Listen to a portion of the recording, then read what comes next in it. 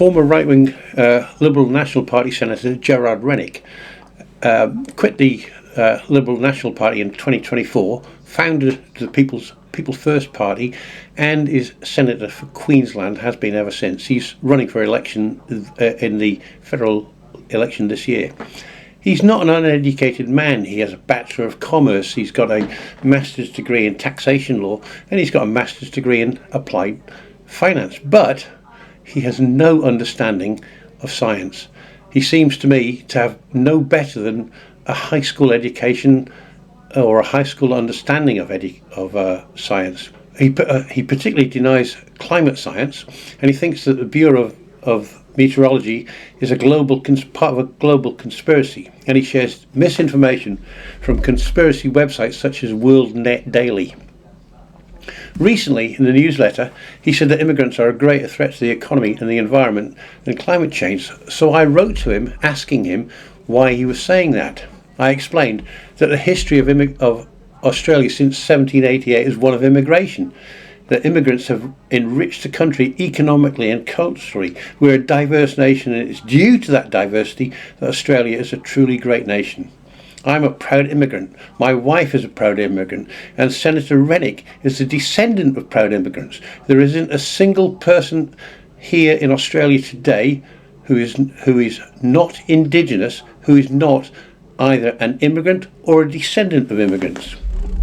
On climate, he claimed that climate scientists have said that cyclones never strike southern Queensland or New South Wales. No climate scientist has ever said that, because they know that climate is a chaotic system and that it's very, very difficult to predict exactly where and when a cyclone is going to form or strike, where it's going to make landfall. When I wrote to him, I provided information about the major causes of atmospheric heating: carbon dioxide, methane, and the sun. And the sun is contributes the least amount of heat to the atmosphere. I also provided with information about how and why we know that human influence climate change is real. I provided sources for everything that I said to him. I have a Bachelor of Science degree in Earth Sciences, so I've got a pretty good understanding of climate. I asked him to explain why he thinks that immigrants are the greatest threat to the economy and the environment. His response was succinct. He said, define climate change in an algorithm. And then he later said that photosynthesis removes carbon dioxide from the atmosphere. He's right when he says that photosynthesis recycles carbon dioxide, but it doesn't recycle enough of it to prevent the global temperature from slowly rising. When I pointed out that plants recycle only 25% of the carbon dioxide in the atmosphere, he replied that plants aren't the biggest absorber of CO2, phytoplankton is. Phytoplankton, Senator Rennick, are plants. They are microscopic plants that dwell in the oceans. After that, it's been crickets from him. No explanation whatsoever about why he claims that immigrants are the greatest threat to the economy and the environment. He's equated the number of immigrants to a grazier overstocking his paddock. Makes it sound like he thinks that immigrants are just livestock. In September 2018, he advocated for closer ties to Russia because they're part of the West. They drink, they're Christians, they play soccer, they're Caucasian. Let me tell you, Senator Rennick, the fact that somebody's part of the West does not make them good people. The fact that they drink doesn't make them good people. Or that they're Christians doesn't make them good people. That they play soccer, who cares? Or that they're Caucasian. Apparently you care about that. Given what he said about Russians being Caucasian, it begs the question, is he okay with immigration as long as they are Caucasians? What about that Somali Muslim? Is he okay with that or not? I don't know. He's not said, because he refuses to answer those questions. He said that subject to financial considerations, if we can leave children at home with at least one parent, that's something worth striving for. Why? No doubt in my mind that his view is that it's the mother that should remain at home. Why does he want, as it appears, women out of the workforce?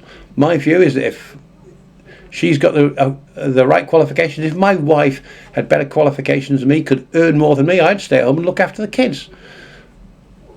If we can both go to work, great.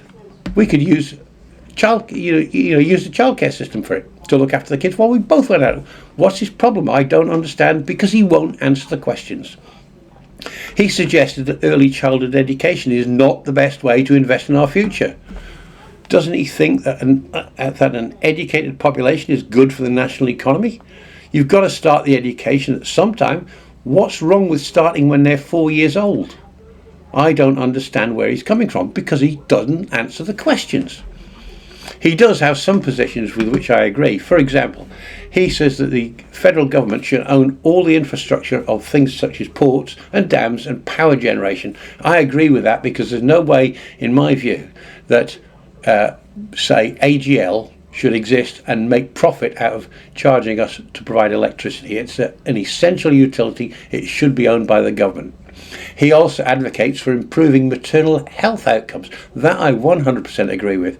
But that begs the question, why does he oppose abortion, since lack of access to safe abortion procedures can lead to a woman's death? I haven't asked him that question yet, but I think I should. In my opinion, Senator Rennick, your denial of science and your view on immigrants and early childhood education, you are a greater threat to the economy and environment than any immigrant. Australia, Senator Rennick, is the great country it is because of immigration. The nation was built by immigrants: white, brown, black, yellow immigrants, Christians, Muslim, Hindu, atheist immigrants, rich immigrants, poor immigrants, well-educated immigrants and poorly educated immigrants.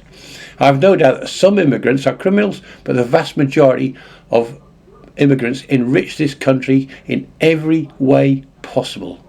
You, sir, are, in my opinion, unfit to hold any office in any government in this beautiful, wonderful country. If you like what I have to say, please hit like, subscribe and ring that notification bell. Comments, positive and negative, are welcome. Add them below and I'll do my best to respond. Thank you.